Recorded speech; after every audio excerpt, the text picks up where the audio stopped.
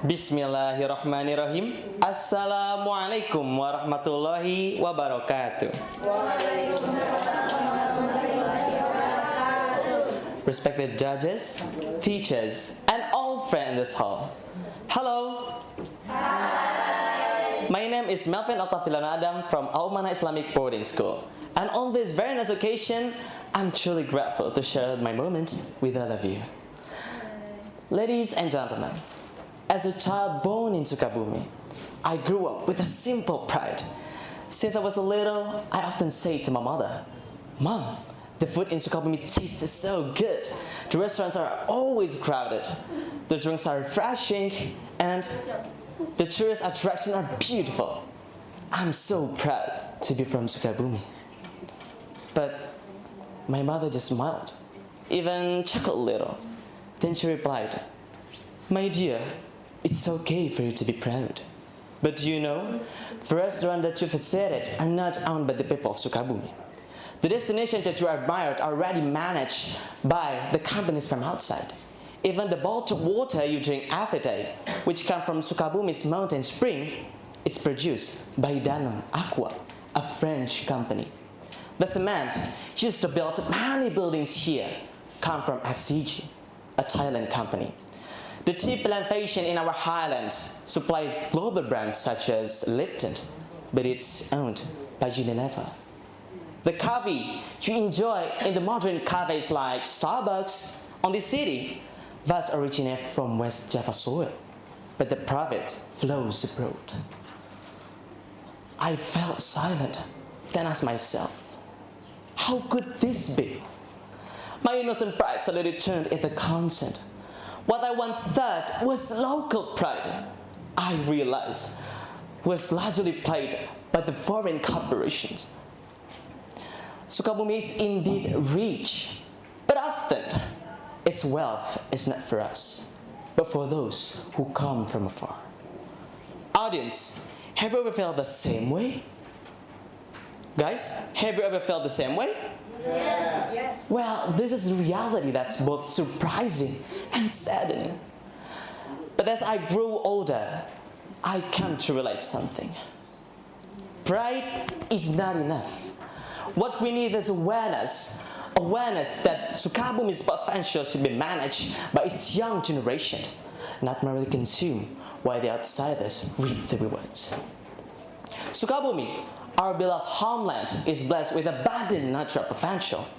Its vast highlands and lowlands are ideal for cultivating various feed crops, especially spices, which hold greatest value in international markets.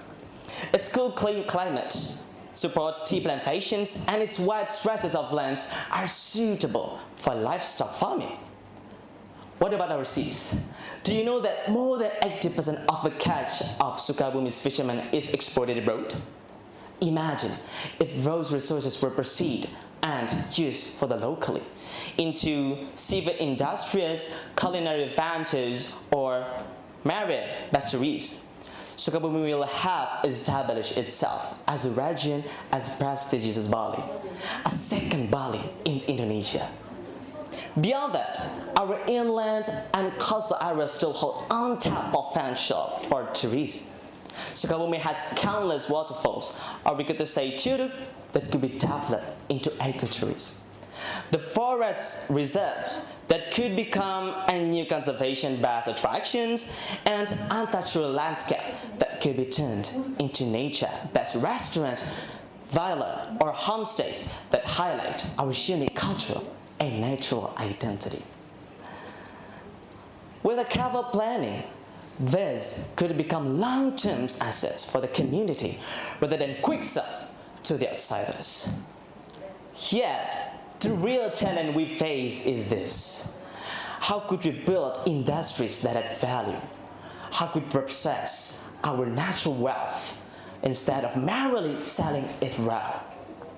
I still remember the tragedy of lobster seed smuggling that once shocked Labuan Batu. Million worth of lobster seed was sold illegally to foreign buyers. Imagine if those resources were cultivated and developed locally. I swear, those could become a sustainable business for the coastal communities. Perhaps even luxury seafood restaurant unique to Indonesia. This reflects one crucial issue. Our society still lack in competence of processing and also managing their own natural wealth. In simple terms, I could say that our literacy and resource management is still weak. Let me be clear.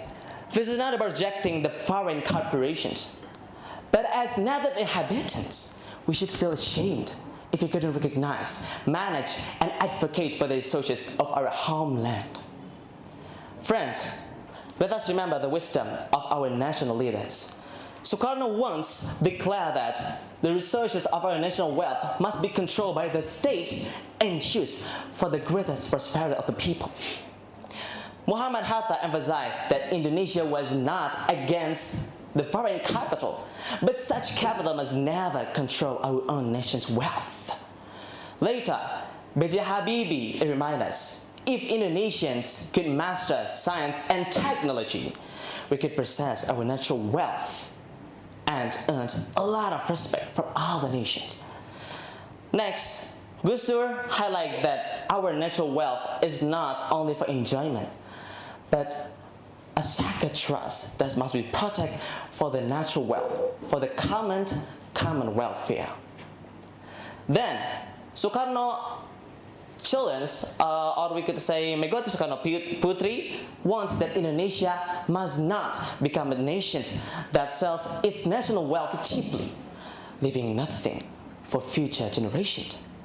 And finally, Susilo Bambang Yudhoyono reminds us, if we couldn't manage our national wealth wisely and sustainably, then our descendants will inherit only story of Indonesia's riches, not experience of enjoying them. If our president understood about history, then we too, especially the youth of Sukabumi, we must open our eyes.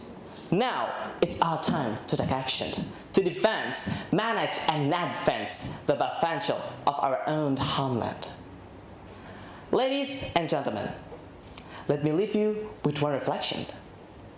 If we allow this to continue, then we are silently accepting to be colonized once again, not by weapons, but through silent takeover of our nation's wealth. So, let us stand together, collaborate, and take action, so then Sukabumi's wealth will never slip away. Well, that's all from me on these earnest vacations, and see you next time. Wassalamualaikum warahmatullahi wabarakatuh.